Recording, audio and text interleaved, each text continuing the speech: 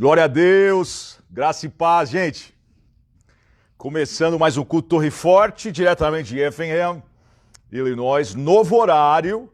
Fica ligado aí, novo horário. Eu coloquei aí, eu não sei se dá, de repente, quando você vai para aí no Brasil, como que aparece, né? Porque para nós aqui, nós estamos 2 horas para trás, por isso que eu coloquei, a partir de hoje, domingo, nós vamos começar o nosso live às 9 da noite, horário do Brasil. Amém? Eu espero que você tenha tido uma semana de vitória. Vai deixando já um seu alô, participando, vai colocando aí o seu comentário, se tá bom o som, se tá chegando bem o sinal, amém? Se você já quiser compartilhar pela fé, né? Eu sei assim, tem bastante gente que compartilha depois que termina a mensagem, mas compartilhar, antes de eu começar a pregar, aí você tem que compartilhar pela fé, crendo que Deus vai falar com a gente, como a gente sempre crê todos os domingos, amém? E então a gente vai estar orando, e nós já vamos estar entrando na palavra em nome de Jesus. Amém? Glória a Deus. Olha aí, o pessoal começou. Amém, amém. Paz, gente. Glória a Deus. Aleluia. Perfeito. Então oremos. Pai de amor e de misericórdia, te louvamos. Obrigado, Senhor Deus, por mais um dia. Obrigado, Senhor Deus, porque a sua misericórdia, elas são a causa de nós não sermos consumidos. Te agradecemos, Deus, por essa oportunidade de se conectar com tantas pessoas, Senhor Deus, não só no Brasil, mas no mundo todo. Te agradecemos, Senhor Deus, pelo seu poder. Te louvamos pelo sangue de Jesus. Obrigado, Senhor Deus, por perdoar pecados, por quebrar julgos, por quebrar grilhões. Obrigado, Senhor, por firmar os nossos pés sobre a rocha. Eu quero declarar agora, Senhor, que a tua unção possa despedaçar todo jugo, possa quebrar todo fardo. Pai, vem pensar através da minha mente, usar as minhas cordas vocais, manifesta do teu poder nessa noite. Fala conosco, através da tua santa e bendita palavra. Fala conosco, Senhor. Manda, Senhor, algo profético que possa, Senhor, ser aplicado nas nossas vidas, que venha encorajar, que venha edificar, que venha exortar, que venha fortalecer para a honra e glória do Senhor Jesus. Amém? Você pode deixar o seu amém. Glórias a Deus. Então, relembrando, se você está conectando agora, a partir de hoje, nós vamos estar todos os domingos ligados aqui, conectados, com vocês às 9 da noite, horário do Brasil. Glória a Deus. Hoje eu quero estar falando sobre algo em relação ao dedo de Deus. Em relação ao dedo de Deus, o dedo de Deus tem coisas importantes a nos dizer. O dedo de Deus tem coisas importantes para nos dizer. Amém?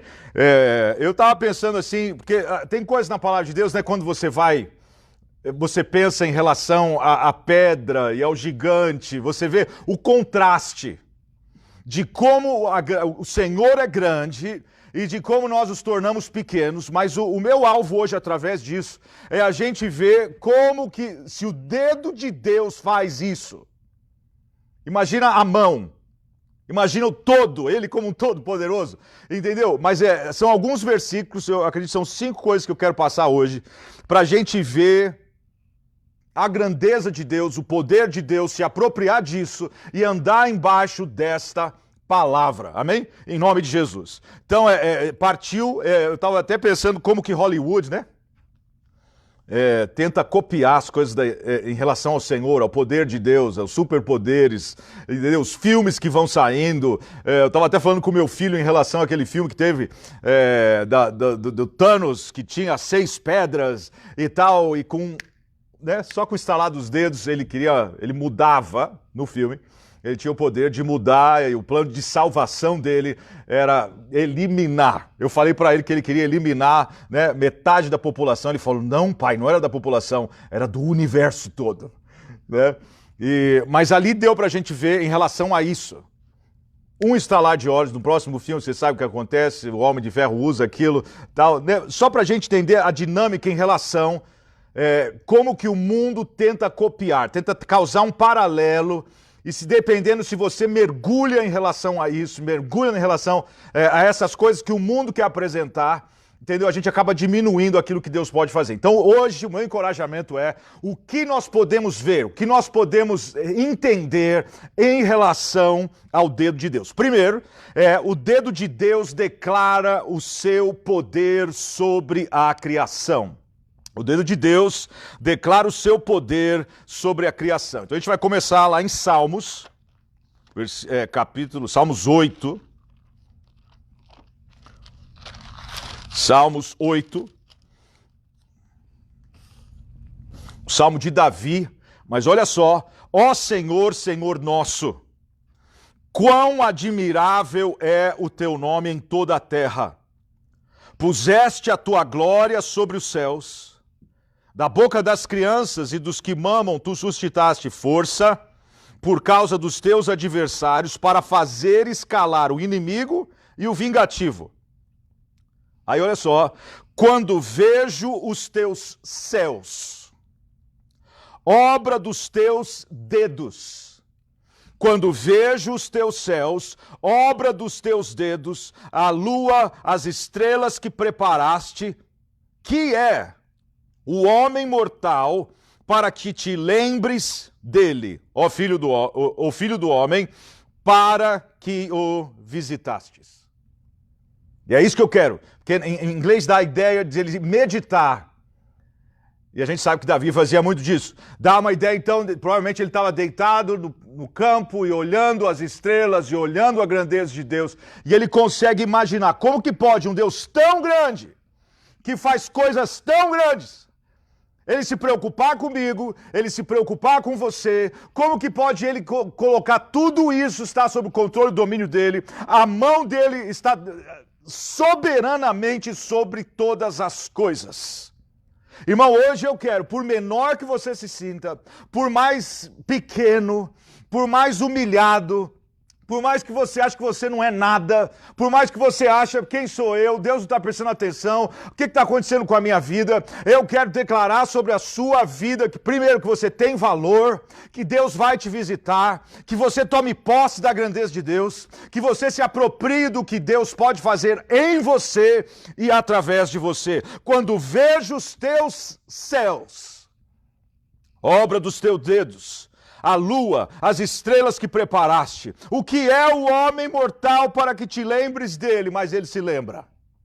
O Senhor se lembra, ele guarda, ele cuida, ele protege, porque você tem tanto valor. Ele envia o seu próprio filho por mim e por você. Amém? Então o dedo de Deus declara o seu poder sobre a criação. Na versão em inglês, quando a gente lê sobre Hebreus 11:3, nós cremos que pela fé entendemos que os mundos foram criados, né, pelo poder da sua palavra. Em inglês pela fé entendemos que os mundos foram emoldurados. Era como se fossem colocados moldura, limite, como um quadro mesmo, emoldurados pela palavra de Deus, de modo que as coisas que são vistas não foram feitas das coisas que são visíveis. Glória a Deus. Então o dedo de Deus declara o seu poder. Segundo, o Deus usa o seu dedo contra Faraó. Isso é incrível. Deus usa o seu dedo contra Faraó e os seus ídolos. Gente, quando você lê Êxodo, você vê a seriedade em relação de como Deus vê aquele que está oprimido, que eles estavam aprisionados, que eles estavam embaixo do cativeiro, e como que Deus quer que o povo dele seja livre. Como que o Senhor quer que você, que eu, nós possamos estar libertos em nome de Jesus. É lindo você ver toda a história, em suma, né, em relação ao propósito das pragas, a gente vê que o Senhor tinha um propósito específico em relação às 10 pragas. Libertar o seu povo, era uma punição ao Egito por essa longa opressão aos hebreus. Eles foram projetados para demonstrar a tolice da idolatria, mas acima de tudo, aquelas pragas, elas mostraram claramente o incrível poder soberano do nosso Deus. Amém? A gente falou sobre as rãs a semana passada, a praga das rãs. né? Mais uma noite com as rãs. Espero que você tenha sido abençoado com aquela mensagem. Nós temos ainda aí no Facebook, no nosso site, e você pode compartilhar. Mas o primeiro sinal, não a primeira praga, mas o primeiro sinal era a vara de Arão se tornando uma serpente. Quando ele lança no chão, né? Que era isso, Faraó pede um sinal. Ele vai e lança no chão. Mas depois os magos de Faraó, lá no Egito, eles também realizam o mesmo sinal, mas tinha uma diferença pequena. A vara de Arão engole as outras. E eu penso que ali já o Senhor estava mostrando o poder dele. Como ele é um Deus soberano e como o poder dele engole qualquer outro poder embaixo da terra, nos céus, amém? Quando você vê então aquela serpente engolindo as outras serpentes, e nós sabemos que eles também idolatravam a serpente. A conexão dos deuses, quando você estuda, alguns dizem que eles tinham aproximadamente 80 deuses. É que na maioria das vezes um deus estava conectado com 3, 4, 5 outros, mas saía de um. Mas eles tinham 80 deuses. Aí você vê então, quando ele lança aquilo, quando ele lança a vara dele na terra, você vê então que ele ia ferir a terra, você vê que ele ia ferir o povo, você vê que ele ia demonstrar o poder dele, você vê que ele ia demonstrar quão grande ele é. Ele engole as outras serpentes, mas aquilo não amoleceu o coração de Faraó. Pelo contrário, endureceu ainda mais. Mas a primeira praga vem, que foi a do rio, quando se transforma em sangue. A primeira praga foi o rio se transformando em sangue, desafiando o deus do Nilo, que era o Hapi. H-A-P-I. Hapi, o deus da inundação anual do Nilo na antiga religião egípcia. A inundação levava e depositava o solo fértil nas margens do rio, permitindo que os egípcios cultivassem ali naquela terra. Então você vê que era isso. Se o seu Deus é Deus, então o poder de Deus não iria sobrepujar, né, em português. O poder de Deus não seria maior, mas foi exatamente o que era. Se o seu Deus é Deus do Nilo, deixa eu mostrar o meu poder, deixa eu mostrar como eu mostrei no primeiro sinal, a serpente, a vara de Arão, engolindo as outras, você vê ali, começa. Então, quando você estuda, cada uma das pragas era uma confrontação direta contra os deuses do egípcio. E é isso que nós temos que entender. Aconteça o que acontecer ao redor do mundo, que aconteça o que acontecer agora, o poder de Deus é maior. Você pode dar um glória a Deus por isso? O poder de Deus é maior. Então, essa foi a primeira praga, que vai diretamente contra esse deus, Hapi. A segunda foi a invasão dos sapos, desafiando a deusa que se chamava Requete. Ela tinha o corpo de mulher com a cabeça de uma rã. A deusa Requete, ela foi originalmente invocada em cantos mágicos destinados a proteger os mortos a caminho da vida após a morte, mas ela eventualmente se tornou na deusa associada ao parto. É interessante isso, porque as mulheres que estavam para dar à luz, elas usavam um amuleto. Colocavam sobre elas, penduravam no pescoço, um amuleto em forma de sapo ou de rã. Então você vê, mas depois os egípcios se referem a ela, essa deusa Requete, como a defensora do lar. Só que a gente estudou isso a semana passada, nós vimos que era rã no forno, rã por onde eles passavam, cobriu todo lugar, cobriu a cidade, cobriu a cama, cobriu onde eles estavam. As rãs, a palavra fala que subiam neles, iam contra eles. Então você vê o Senhor mostrando, né? Se esse é o seu Deus, olha o que então que ele vai fazer. Até que ele manda chamar a Moisés e Arão, e ele fala para tirar aquelas rãs de lá, e Moisés pergunta, quando?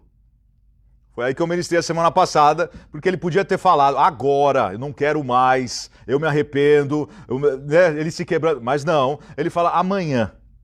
Né? E eu dei a semana passada alguns motivos que eu entendo por que ele falou amanhã e por que é importante quando o Senhor traz algo na sua vida que precisa ser tratado, não demora, não deixe para amanhã, para de ser procrastinador, faz agora. Para de achar desculpa, para de achar não vou fazer, é agora. Se Deus tem o poder para fazer e realizar as coisas agora, quando o Senhor coloca algo que você pode fazer, faça agora. Não deixe para depois, porque o depois pertence a Deus. Amém? Então essa foi a segunda praga, mas a gente vê então a invasão dos sapos, tinha a ver com essa deusa Requete. Terceira praga foi a poeira se transformando em mosquitos. Ou, no original tem a ver com larvas, nets em inglês. A poeira se transformando em mosquitos, desafiando o deus, tinha um deus para isso também, que se chamava o deus Geb, ou Geb. Deus Geb, considerado o deus da terra. Ele tinha uma víbora em torno da sua cabeça. Tá vendo como aquele primeiro sinal é importante?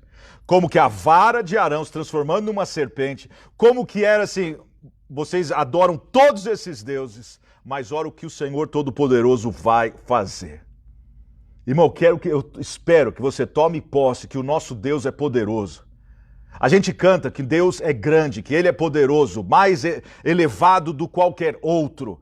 Sabe, a gente declara essas coisas quando nós cantamos, mas eu espero que você se aproprie de fato que o nosso Deus é poderoso. Deus é poderoso. Declare isso comigo. Deus é poderoso. Deus é poderoso sobre a sua casa. Deus é poderoso sobre a sua família. Deus é poderoso sobre as suas finanças. Deus é poderoso sobre a sua saúde. Deus é poderoso sobre os seus relacionamentos. Deus é poderoso no seu ministério. Deus é poderoso. Deus é poderoso por onde você for. Deus é poderoso nas suas viagens. Deus é poderoso por onde você for, você passar. Deus é poderoso. Então essa praga que veio, veio para confrontar esse deus Geb, considerado o deus da terra. Tinha uma víbora em torno da sua cabeça e também era considerado o pai das cobras. Acreditava-se no Egito antigo que a risada ou a gargalhada desse deus criava terremotos que ele permitia que as colheitas crescessem. Vai vendo. Agora, olha só o que acontece lá mesmo no Egito, quando essa praga vem, Êxodo 8,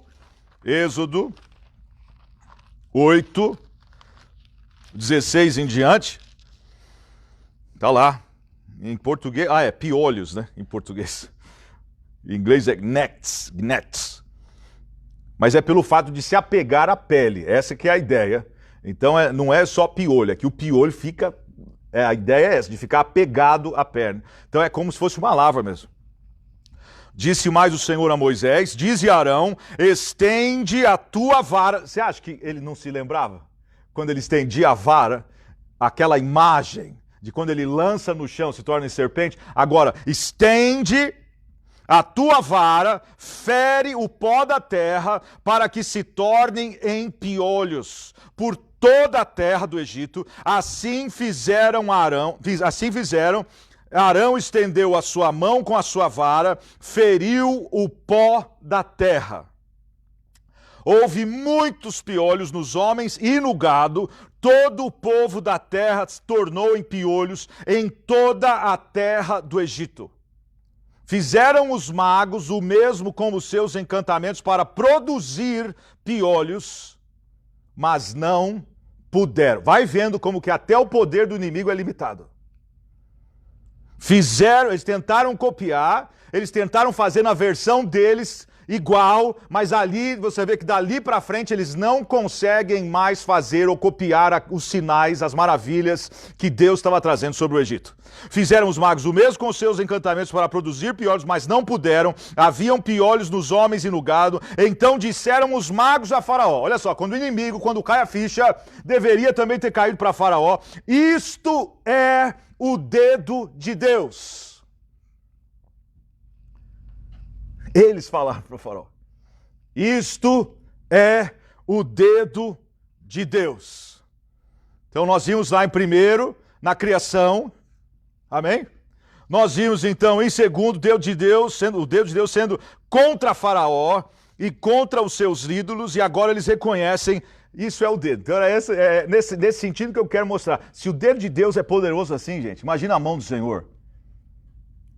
Se o dedo de Deus é poderoso, imagina quando o Senhor se movendo em meu favor, em seu favor. Imagina o Senhor indo na sua frente. Imagina o Senhor te guardando na sua entrada e na sua saída. Imagina o Senhor suprindo, prosperando, guardando, liberando, libertando. Porque você vê o que era ali. Era para mostrar, pode ter 80 deuses, mas o Senhor é maior. O Senhor é maior nas nossas vidas. Tome posse disso hoje. Isso é o dedo de Deus. Mas aí, em vez de o coração dele se amolecer, mas não, o coração de Faraó se endureceu e não os ouviu, como o Senhor tinha dito. Terceiro, o dedo de Deus escreve. O dedo de Deus escreve os 10 mandamentos. Quando Deus liberta a nação de Israel, através do Mar Vermelho, colocou eles ali no pé do Monte Sinai, deu a eles os 10 mandamentos, regras, mandamentos para viver. Não só eles, mas regras que o resto do mundo também deveria eventualmente viver também. E a gente vê, aqui nos Estados Unidos, então, tinha, irmãos, aqui nos Estados Unidos, em toda corte, né, na onde fazem julgamentos e tudo, na frente tinha os 10 mandamentos. E fizeram, removeram. Entendeu? Da mesma forma como tinha em todas as escolas do país, até na época de 60, 70, tinha oração na escola. Removeram. Então você vê que vão tirando Deus de tudo, mas depois não quer a consequência de não ter a bênção, de não ter a proteção, de não ter o cuidado, de não ter a palavra de Deus. Irmão, em nome de Jesus, não permita, seja o que for que aconteça na sua vida, não se afasta, não se ira, não se revolte, não se rebele, não vá contra Deus, mas corre para Deus. A nossa saída, a nossa bênção, o milagre, não está... Como que você vai atrair aquilo que você ataca? Não, fala a verdade. Como que você espera receber algo de Deus na hora que você precisa, mas você não quer saber de Deus em nenhum outro momento? O único momento que se aproxima de Deus é na hora da prova, na hora da enfermidade, na hora da necessidade, na hora que não tem dinheiro para pagar isso ou aquilo. São só nessas horas. Então, irmão, Deus não é Senhor. Deus não é Senhor. Se você só se aproxima dele quando você precisa de alguma coisa. Ele é Salvador. Você quer que ele te salve. Mas você não quer cometer, você não quer commitment, você não quer ter essa aliança, esse comprometimento com o Senhor. Mas isso para mostrar como o nosso Deus é poderoso. Moisés descreve daquele encontro, olha lá, Deuteronômio 9. Deuteronômio 9, do 9 ao 11. Subindo eu ao monte a receber as tábuas de pedra, as tábuas da aliança que o Senhor fizera convosco, fiquei no monte 40 dias, 40 noites, sem comer pão, nem beber água. O Senhor me deu as 2 tábuas de pedra, olha aqui, o Senhor me deu as 2 tábuas de pedra escritas com o dedo de Deus. E nelas estavam todas as palavras que o Senhor havia falado convosco no monte, no meio do fogo, no dia da reunião. Ao fim, ao fim dos 40 dias e das 40 noites.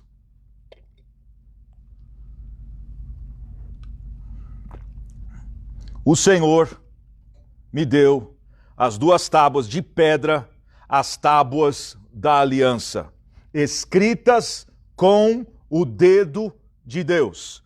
O texto, Êxodo 31, 18. Êxodo 31, 18.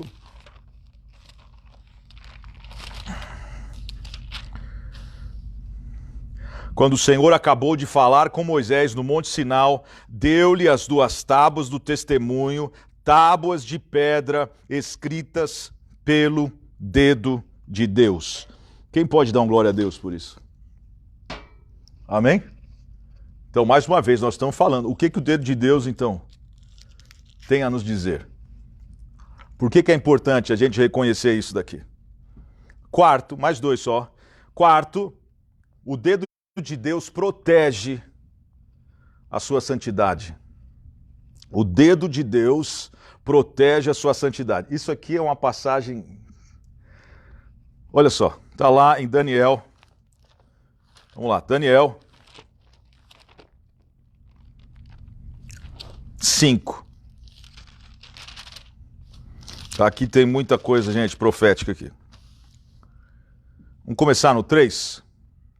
Mas era um rei pagão, babilônico, que estava realizando uma grande festa. Agora, olha só, verso 3. Trouxeram os objetos de ouro trouxeram os objetos de ouro que foram tirados do templo da casa de Deus, que estava em Jerusalém, beberam neles o rei, os seus grandes, as suas mulheres e concubinas. Beberam o vinho. Agora olha aqui, gente. Objetos então de ouro que foram tirados do templo da casa de Deus. Beberam o vinho, deram louvores aos deuses de ouro, de prata, de bronze, de ferro, de madeira e de pedra. Tá aqui. Olha aqui o mistério. Tiraram e trouxeram então os objetos de ouro que foram tirados do templo da casa de Deus, deram louvor aos deuses de ouro, de prata, de bronze, de ferro, de madeira e de pedra. Na mesma hora, apareceram uns dedos de mão de homem. Pensa se isso acontece. Pensa se isso acontece. Se você está fazendo a sua festa de aniversário, sei lá, você está celebrando, ou celebrando seu casamento, está muita gente na festa, ou você está celebrando seus 50 anos, chegou meio século, de repente, no meio do nada, uma mão, só a mão, sem o corpo. Claro que muita gente ia pensar, não, esse daí ganhou. Esse venceu, esse superou, todo mundo faz algo que surpreende os convidados. Esse aí, não, a gente quer saber como que ele conseguiu. Eu não sei se eles imaginaram isso naquela hora, até mesmo porque eles estavam bebendo vinho. De repente eles pensaram que beberam demais, sei lá. Mas quando você vê aqui, olha só, na mesma hora, apareceram os dedos de mão de homem e escreviam de fronte do castiçal, na caiadura da parede do palácio real. O rei via a parte da mão que estava escrevendo. Se mudou o semblante do rei, os seus pensamentos o turbaram, as juntas do seu lombo se relaxaram, os seus joelhos bateram um no outro. É isso que eu sempre falo, quando o joelho tem, né? Os seus joelhos estão com comunhão. Ele estava com medo. Joelho batendo no outro. Ordenou o rei em alta voz que se introduzisse os encantadores, os astrólogos, os feiticeiros, que disse ao rei e aos sábios da Babilônia: qualquer que ler essa escritura e me declarar a sua interpretação será vestido de púrpura, trará uma cadeia de ouro ao pescoço, será no reino terceiro dominador. Aí, olha, vai vendo, porque sempre aparece, né? Falou da promoção, falou da prosperidade, vai aparecer um monte de gente querendo interpretar, mas ninguém sabia. Entraram todos os sábios do rei, mas não puderam ler a escritura, nem fazer saber ao rei a sua interpretação. Então o rei Belsazar perturbou-se muito, mudou-se nele o seu semblante, os grandes estavam sobressaltados. A rainha, vai vendo agora a diferença daquele que serve a Deus e que não serve. Porque Deus faz diferença. Deus faz diferença, gente. Eu penso que a igreja tem que tomar isso de volta. A importância de levar as coisas a sério, que Deus leva a sério. Porque com Deus não se brinca. Entendeu? Agora, olha aqui. A rainha, por causa da palavra do rei, dos grandes, entrou na casa do banquete e disse: ó rei, vive para sempre. Não se turbe os vossos pensamentos, nem se mude o teu semblante. Há no teu reino um homem, no meio de todos aqueles, gente, que não tinha, que não sabia, que não entendia, que não tiveram discernimento, que não souberam entender aquela mensagem, ela fala: há no teu reino um homem que tem o espírito dos deuses santos. É assim que eles entendiam, né? Porque quem é de fora não sabe discernir coisa espiritual. Nos dias de teu pai se achou nele luz, inteligência, sabedoria, como a sabedoria dos deuses. Teu pai, o rei Nabucodonosor, sim, o teu pai, ó rei, constituiu ele chefe dos magos, dos feiticeiros, dos astrólogos, dos adivinhadores, porquanto se achou neste Daniel, a quem o rei pôs o nome de Beltesazar, um espírito excelente. Por que era excelente, irmãos? A gente não vai falar de Daniel hoje, mas você sabe que ele não se dobrava, ele não se prostrava, que ele mantinha a sua vida de comunhão com Deus. Irmão e irmã, a despeito do que está acontecendo no mundo, posicione-se, porque através desse posicionamento a honra do Senhor vem, a provisão vem.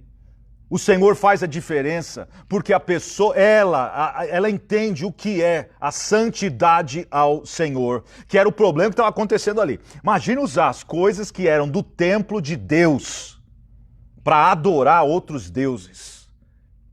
É coisa que é absurdo. Coisa hoje, gente, infelizmente, a gente vê em muitos lugares. A igreja deixou de ser sal da terra e luz do mundo. A igreja deixou de trazer o gosto, a igreja deixou de iluminar, porque a igreja quis alcançar tanto o mundo, que ao invés da igreja ir para o mundo mostrar como que se deve ser, a igreja trouxe o mundo para dentro da igreja. E aí você vê o que está acontecendo. Então, aquilo que está ali era, embora fosse palavra, né, original, aramaico, nenhum dos astrólogos do rei ou sábios podiam sequer ler o que estava sendo falado e muito menos interpretar. Mas Daniel chega e você vê a mensagem. Aí vai, verso 12, se achou neste Daniel, a quem o rei pôs Beltesazar, um espírito excelente, conhecimento, inteligência, interpretação de sonhos, explicação de enigmas, solução de dúvidas. Chame-se agora Daniel, e ele dará a interpretação. Então Daniel foi introduzido à presença do rei, disse o rei a Daniel, és tu aquele Daniel dos cativos de Judá, que o rei, o meu pai, trouxe de Judá? Ouvi dizer a teu respeito que o espírito dos deuses está em ti e que a luz, o entendimento, a excelência, a sabedoria. Aí você vai, tem toda uma dinâmica, ele fala que ia acumular ele de ouro, de riquezas. Daniel chega e fala assim, eu não preciso, guarda para você, eu não quero que você tenha, eu vou ler, eu vou interpretar, mas eu não quero isso aí que você tem para me dar não. Ele não podia ser comprado. Não tinha como pagar ele para ele usar o dom dele de uma forma errada.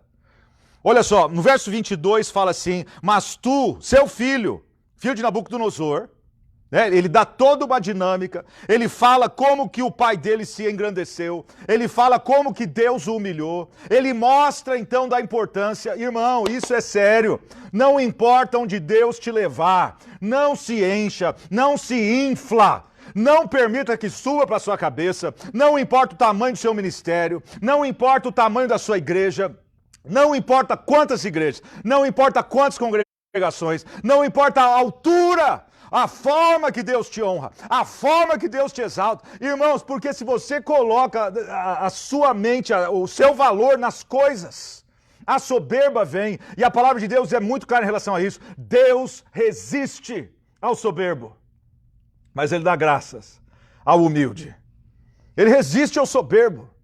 Da mesma coisa é, irmão, se Deus tem te prosperado, se Deus tem te abençoado, se Deus tem abençoado seus negócios, Deus tem abençoado seus investimentos, você prosperou, você cresceu, você subiu, você tem propriedade, você tem, sabe?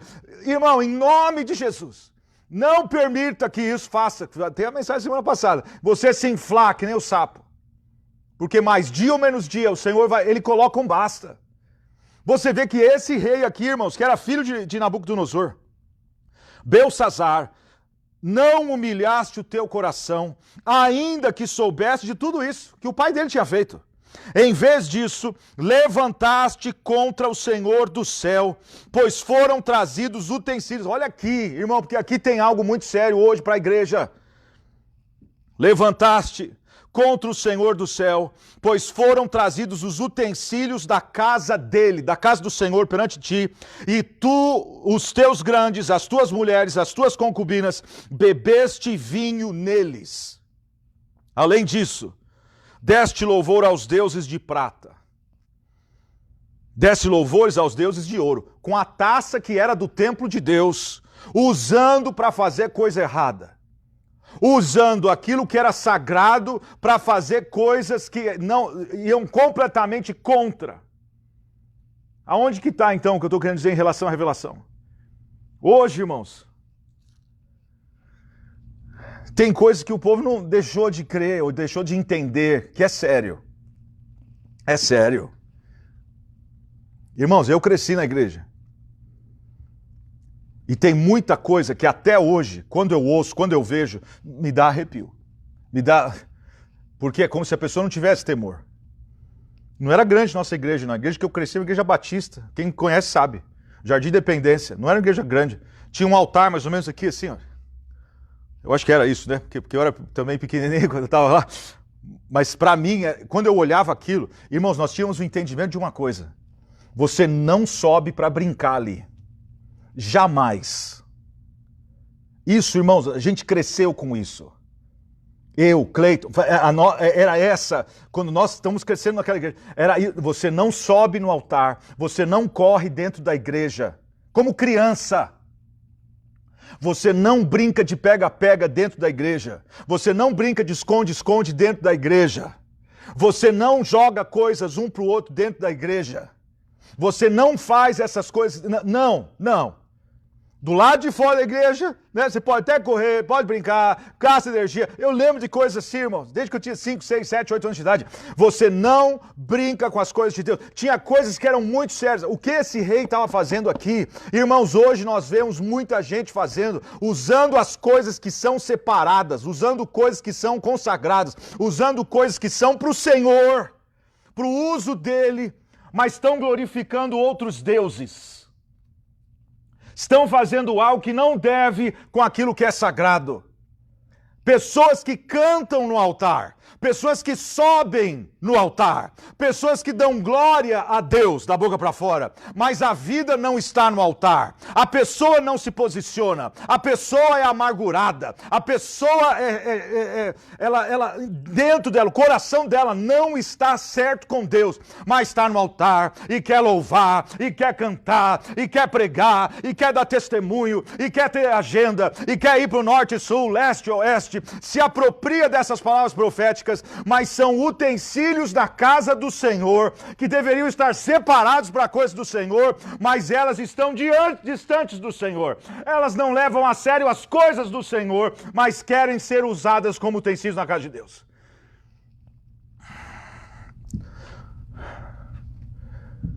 Jamais. Eu não sei no Brasil, eu posso falar daqui, tem lugares aqui nos Estados Unidos que porque a igreja não tem, para quem canta, eles trazem gente de fora para cantar, que canta na noite, que canta em balada, que toca em balada, que faz outras coisas, que não tem nada a ver com igreja, ou com Deus, ou com ministério, uma vida separada, não tem nada a ver, a vida totalmente fora da presença de Deus, mas sobe no altar. Irmãos, eu cresci com esse entendimento, com esse temor. Com as coisas de Deus não se brinca. Com as coisas de Deus não se brinca. Com as coisas de Deus não se brinca. Não se usa o nome de Deus em vão. Até hoje a gente vê aí, tem um monte de comediante? É assim que fala, eu acho, em português.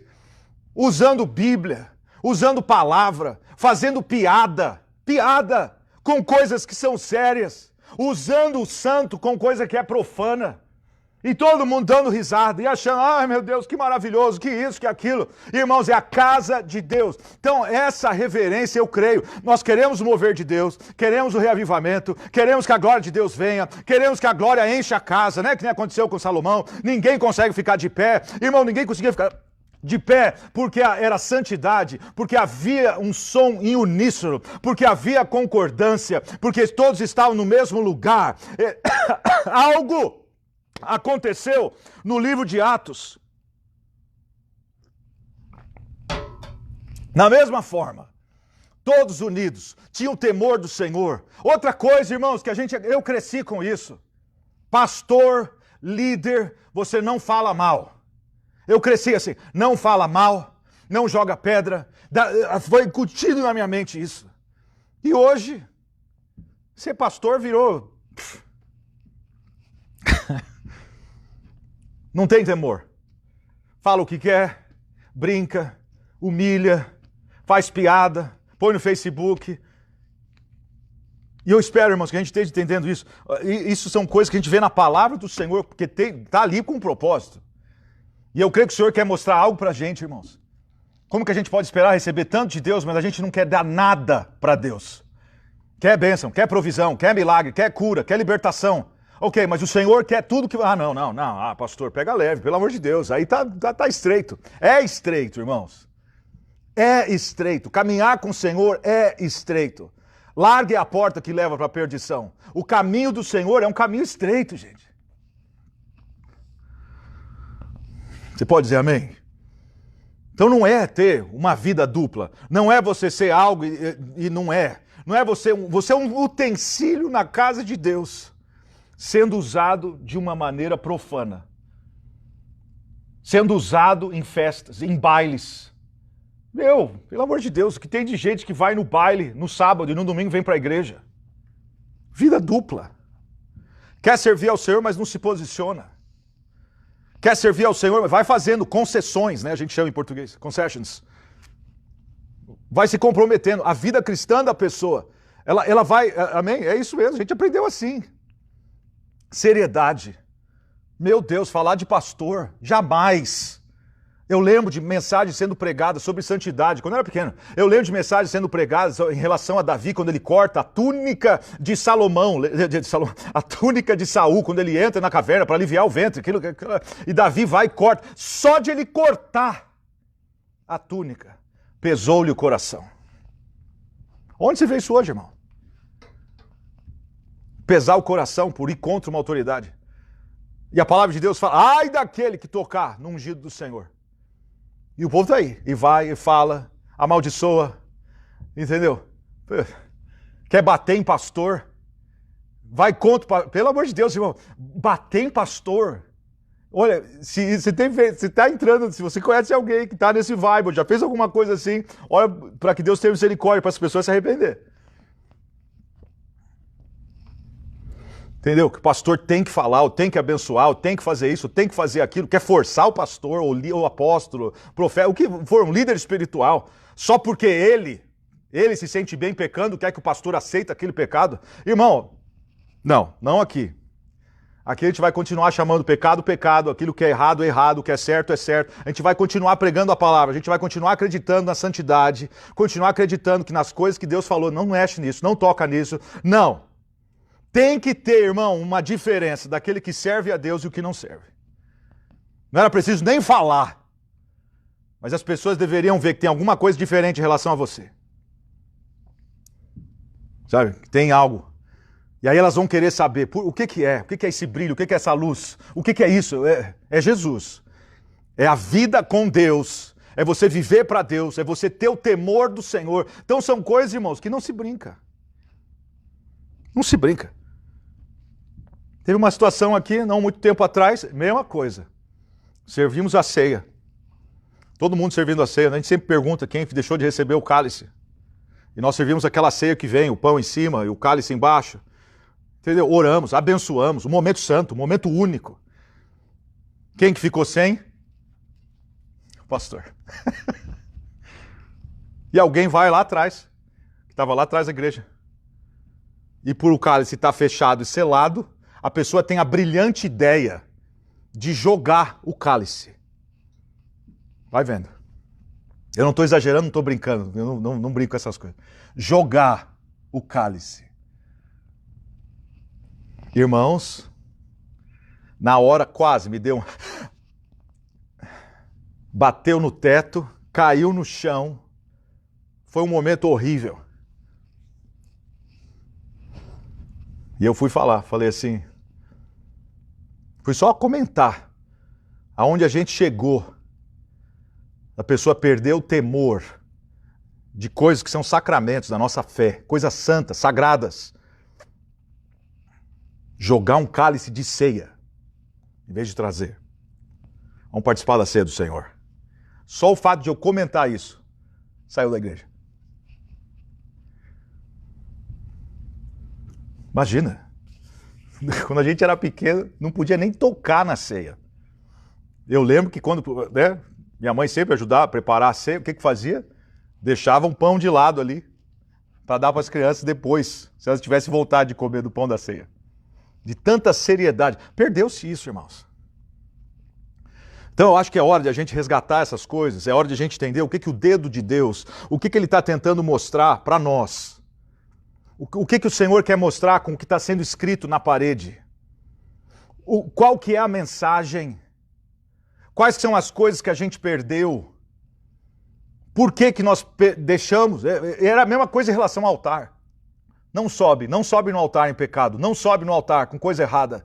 Não sobe, você pode ser fulminado. A gente cresce com aquilo que foi colocado na nossa cabeça. E hoje a gente vê, entendeu? Tem lugar, misericórdia. Os obreiros sofrem. Se a igreja é grande, então é pior ainda. Para fazer as crianças parar de correr dentro da igreja. Subir no altar, coisa que jamais, irmãos. Eu, os meus irmãos, tenho certeza, todos eles a mesma coisa. Jamais a gente ia brincar no altar. Então, voltando para o texto aqui, olha lá. Em vez disso, levantaste contra o Senhor do céu, pois foram trazidos os utensílios da casa dele perante ti, e tu, os teus grandes, as tuas mulheres, as tuas concubinas, bebestes deste vinho neles. Além disso, deste louvores aos deuses de prata. Se já não fosse o suficiente fazer aquilo errado, glorificaram, adoraram aos deuses, desenho minúsculo, de prata, de ouro, de bronze, de ferro, de madeira, de pedra, que não veem, não ouvem, nem sabem, mas a Deus em cuja mão está a tua vida e todos os teus caminhos, a Ele não glorificaste. Né? Adorou todos os outros deuses, mas não deu glória a Deus, que deu o fôlego de vida. Então dele foi enviado aquela parte da mão, só a mão, e escreveu essa escritura. Esta é a escritura que se escreveu. Mene, mene, tekel e parzim. Esta é a interpretação daquilo. Mene, contou Deus o teu reino e o acabou. Tekel, pesado foste na balança, foste achado em falta. Pérez, dividido foi o teu reino e dado aos medos e aos persas. Então mandou Belsassar que vestisse a Daniel de púrpura, que lhe pusesse uma cadeia de ouro ao pescoço, proclamassem a respeito dele que havia de ser o terceiro dominador do reino. Naquela mesma noite foi morto Belsassar, rei dos caldeus. Como Deus leva a sério, de não brincar com os utensílios da casa. O que é o utensílio da casa hoje?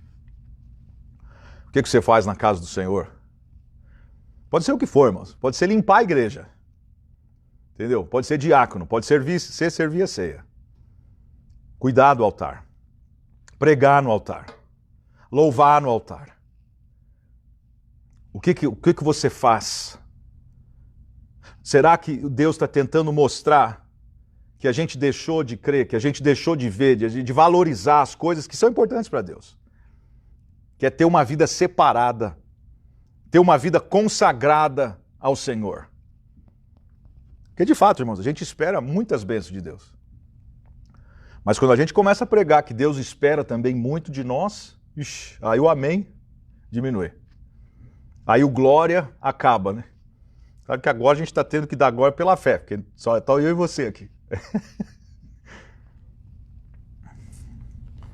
Aí dá aquele... Entendeu? Ninguém sabe, ninguém vê. De repente o inimigo colocou isso na sua cabeça. Ninguém está vendo, pastor. Ah, pastor, pelo amor de Deus. O que eu faço em casa, no meu particular, na minha vida. Pastor, dá uma quebra aí. A gente está em quarentena. Pegou o Covid, né? Sei lá, não posso sair, não posso fazer isso, não posso fazer aquilo. Ok, mas lembra que você é um utensílio, que você é útil na casa de Deus. Então o dedo de Deus, ele está mostrando, é importante isso, irmãos. Naquela mesma noite foi morto Belsassar, rei dos caldeus. E Dário, o Medo, ocupou o reino com a idade de 62 anos. Último lugar.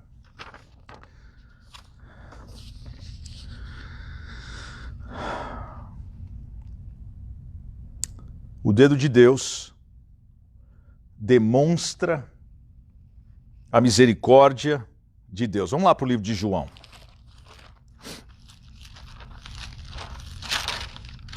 O reino de Deus demonstra a misericórdia de Deus. João 8. Né? A gente sabe que ali os escribas, os fariseus, pegaram a mulher em adultério. Vamos lá para o texto para a gente entender melhor. Jesus foi para o Monte das Oliveiras, mas de manhã cedo apareceu de novo no templo, e todo o povo se reuniu em volta dele, e ele se assentou para os ensinar. Os escribas e os fariseus trouxeram a Jesus, olha agora, irmãos, uma mulher apanhada em adultério. Os escribas e os fariseus, que só viviam de aparência, né? Não tinha transformação de vida, não tinha mudança de vida, era só fachada. Os fariseus e os escribas trouxeram a Jesus uma mulher apanhada em adultério. Em inglês é mais específico ainda. Trouxeram uma mulher apanhada no ato do adultério. Puseram-na em pé no meio deles e disseram a Jesus: mestre, essa mulher foi apanhada em adultério. Agora, não é interessante que eles pegam alguém que estava no ato do adultério, trazem só a mulher, não trazem o homem, trazem só a mulher, queriam envergonhar a mulher, queriam testar Jesus, queriam provar, queriam tentar, né, sem ter o entendimento. Gente, vocês estão entendendo? Estão falando com a própria palavra. Vocês conhecem a Torá? Ele é a palavra. Vocês querem usar isso agora contra ele. Vocês querem usar a própria palavra contra a palavra, contra o verbo encarnado. Vocês querem testar aquele que liberou a palavra. É incrível isso. Agora, se eles apanharam ela no ato do adultério, eles tinham que estar observando, estavam assistindo. Entendeu? Então é tipo, a pessoa só quer a palavra de Deus, só até o lado dela está sendo liberado. Eles também iam ser acusados, se fosse para ser assim. Tá tão errado quanto. Tão errado fazer quanto você que assistiu. É o que está ali. E disseram Jesus: mestre, essa mulher foi apanhada. Na lei nos ordenou Moisés. Verso 5, olha aí. Na lei nos ordenou Moisés que tais mulheres sejam apedrejadas. O que dizes? Eles usavam essa pergunta como uma armadilha para terem de que acusá-lo. Mas Jesus se inclinou, começou a escrever na terra com o dedo. Lindo isso. Jesus se inclinou, a palavra se inclinou, começou a escrever na terra com o dedo. Será que a gente pode entender também o Senhor, Criador, tudo isso que a gente já viu, né? Que demonstra o seu poder na criação com o seu dedo. Que o salmista viu isso, Davi observou a grandeza dele, como ele se preocupa com o homem, como ele se preocupa com a mulher, como ele se preocupa com você, como ele se preocupa comigo. Será que é possível o fato de ele se inclinar, ele sair da posição dele e descer na terra para tocar na terra, que foi o quê? O homem formado do pó da terra. Será que é possível a gente entender que o Senhor está mostrando que é Ele que escreve a história? É Ele que faz a diferença quando o dedo de Deus toca. Quando o dedo de Deus toca na minha vida, quando o dedo de Deus toca na sua vida. Quando os outros querem incriminar, ou quando os outros querem derrubar, ou quando os outros querem humilhar, quando os outros querem te envergonhar, quando os outros querem colocar você no meio de multidão, quando os outros querem te perseguir, é importante a gente se lembrar que o que faz a diferença, irmãos, não é só hoje, né, nessa onda de coisa motivacional, e só você fazer curso, e você fazer isso, e você fazer aquilo, e você ser a melhor versão de você mesmo, eu acredito, é importante. Mas o que faz a diferença, irmãos, é quando o dedo de Deus toca na terra. O que faz a diferença, essa mulher, você vê, eles queriam apedrejar ela ali na frente de todo mundo. Jesus se inclinou, começou a escrever na terra com o dedo. Como insistissem na pergunta, ele se endireitou. Ele se levantou e disse: aquele que dentre vós está sem pecado, seja o primeiro a lhe atirar a pedra. Pegou todo mundo ali. Não tem pecado? Pode jogar a primeira pedra. Inclinando-se novamente. Será que pode ter esse paralelo? Que ele Primeiro ele toca no jardim do Éden, né? Para formar Adão e Eva. E ele se inclina a segunda vez para tocar na humanidade. Irmãos, eu quero te encorajar hoje. Você, não importa o histórico, as coisas que você tem passado, as coisas que mancharam a sua vida, as coisas que te envergonharam, os vínculos, os laços, as impurezas. O Senhor quer tocar com o seu dedo em você. Porque quando Ele toca, irmãos, na terra, algo acontece. Quando Ele toca em mim, quando Ele toca em você, algo acontece. Quando Ele toca com isso, com a misericórdia, com amor, com perdão, quando Ele nos toca, com o seu sangue, nos limpa, nos purifica de todo pecado. Ele se inclina novamente, Ele escreve na terra. Pode ser que ele estava escrevendo, eu não sei. Quer dizer, eu acredito, a palavra no original tem a ver com grafos, onde a gente tira a palavra grafia. Pode ser que ele estava escrevendo o nome deles, pode ser que ele estava escrevendo ou nomeando pecados que eles cometiam, mas o que ele escreveu mexeu com cada um deles. Irmãos, a palavra, quando toca a terra, deve mexer com a gente. A palavra, quando toca, a palavra, quando você entende que ela se inclina, quando o Senhor vem para se comunicar com a gente, tem que causar alguma mudança, irmão. Não pode, a gente não pode ser mais do que a gente era. Nem ontem. Quanto mais o ano passado, há 5 anos atrás, 10 anos atrás, 20 anos atrás, da vida inteira na igreja. Irmãos, quando o toque da palavra, quando o Senhor toca na terra, quando o Senhor toca a nossa vida, que fomos formados do pó da terra. Tem que ter uma transformação. Tem que entender que o Senhor me perdoou, que o Senhor me limpou, que o Senhor, Ele vem, Ele se inclina para me levantar. Ele se prostra, ele se abaixa para trazer, para puxar, para me elevar, junto com ele, assentado com Cristo nas regiões celestes. Então não é para ficar ali prostrado, não é para ficar remoendo isso que já aconteceu, mas é para você se apropriar do perdão, se apropriar da graça, se apropriar da misericórdia, se apropriar do amor do Senhor. Quando ouviram isso, foram se retirando. Um, e a começar pelos mais velhos, até que ficou a só Jesus e a mulher no meio onde estava. Todos saíram. Jesus endireitou-se e disse: mulher, onde estão eles? Onde estão eles? Ninguém te condenou. Respondeu ela: ninguém, Senhor. Disse Jesus: nem eu também te condeno. Vai e não peques mais. É a palavra. Claro que em seguida ele já entra em relação a Jesus, a luz do mundo. Jesus continuou a dizer, ele usa aquela situação e ele continua a dizer, ele pega aquilo para mostrar: eu sou a luz do mundo, quem me segue não andará em trevas, mas terá a luz da vida. Você acha que a mulher não estava ouvindo isso? Vai, não peques mais. Eu sou a luz do mundo. Quer viver em vitória? Quer parar de cair nessa situação? Quer deixar a vida de adultério? Eu sou a luz do mundo. Para de andar do jeito que você quer e começa a caminhar do jeito que eu tenho para você. Permita que eu venha escrever uma nova história. Permita hoje que o Senhor possa entrar na sua vida, você possa entender as coisas que Deus leva a sério, como Deus é poderoso, como Ele foi contra os deuses do Egito, como a gente vê a grandeza de Deus na criação, no universo, tudo que Ele fez, tudo que Ele faz hoje. Eu espero que você tome posse disso, em nome de Jesus. Para que a gente possa viver essa vida transformada, irmãos, a gente não se conformar com este século.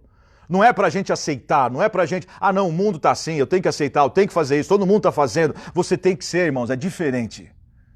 Você tem que ser sal da terra e luz do mundo, você tem que andar em santidade. É aquilo de quando Isaías viu a glória, ele tremeu. Um profeta, irmãos, falar que eu sou um homem de impuros lábios. Porque ele viu que a linguagem dele, eu não sei nem se ele falava besteira ou palavrão ou o que era, mas aquilo que ele falava não se alinhava com aquilo que ele viu os anjos falando na presença de Deus. E ele treme. Eu sou um homem de impuros lábios e habito no meio de um povo de impuros lábios. E temeu, irmãos, a gente tem que voltar a isso, de ter temor pela palavra, temor pelo Senhor, temor pelas coisas de Deus, porque nós somos utensílios na casa do Senhor. Quem pode dizer um amém por isso? Então é isso que eu tenho para falar hoje, para esse recado da parte de Deus. Mas eu espero que você tome posse. Se você não ouviu a mensagem toda, assim que eu salvar, você vai ter como ouvi-la. E você sabe, se a mensagem te abençoou, compartilhe e abençoe outras pessoas, outras vidas. Mas cada um desses textos, irmãos, dá para a gente ficar ali horas e você só se alimentando em relação a isso. Porque isso, irmãos, pode. Eu acredito que o reavivamento tem que vir. Eu acredito. Precisa. Eu acredito que nós precisamos. Eu acredito. Aqui nos Estados Unidos, no Brasil, em outras partes do mundo, nós temos que ver um agir sobrenatural de Deus, mover de Deus. Mas começa em casa. Começa com os utensílios que estão na casa. Começa com a gente não usar os utensílios que são para Deus fazer coisa errada. Amém? Pai, nós te agradecemos por essa noite. Te louvamos, Senhor Deus, por tudo que o Senhor falou. Te agradecemos pela tua palavra, porque é só ela que nos fortalece. Eu quero te agradecer, Pai, para meus amigos, irmãos, pastores, líderes. Obrigado, Senhor. Eu oro, Pai, para que a gente possa voltar a se apaixonar pelo Senhor, pelas coisas de Deus. Que a gente possa levar a sério, que a gente possa viver essa vida, Senhor Deus. Que a gente possa viver nesse entendimento do dedo de Deus. Como que é poderoso o dedo de Deus. E como que o homem, Senhor, é transformado. Como que a mulher é transformada. Como que a gente pode viver em novidade de vida. Senhor, eu quero declarar sobre os meus irmãos e irmãs nessa noite. Eu quero orar para que seja quebrado, Senhor Deus, palavras, situações, Senhor Deus, coisas que estão aprisionando a mente, o coração, o emocional, aprisionando relacionamentos, aprisionando vidas. Pai, que venha algo da sua parte, que venha trazer libertação nessa noite. Que venha o novo, que venha a força do Senhor, que venha o entendimento, que venha o temor do Senhor, que venha, Senhor Deus, a gente voltar para a palavra e entender o poder do dedo de Deus na terra, o dedo de Deus na criação, o dedo de Deus nas nossas vidas. Pai, no nome de Jesus, levanta aquele que está abatido, sobrecarregado, o oprimido. Levanta, Senhor, esse é o alvo de o Senhor levantar, Senhor, aquele que está desencorajado, aquele que está achando que não vai aguentar, aquele que está achando que vai morrer, aquele que está embaixo do peso de acusações, de coisas que aconteceram no passado. Que sejam libertos hoje na autoridade do nome de Jesus. Que sejam curados, que sejam sarados, que sejam libertos, que sejam encorajados, que possam se levantar para andar na luz, para seguir a Jesus, para fazer a diferença. Amém? Em nome de Jesus. Um beijo a todos vocês. Amo vocês. Não vejo a hora, de fato, de ir para o Brasil. Amém? Esteja orando por nós. Relembrando, todos os domingos nós vamos estar aqui ligados no horário do Brasil, 9 da noite. Amém? Um beijo a todos. A gente se vê em breve. Até mais. Tchau, tchau.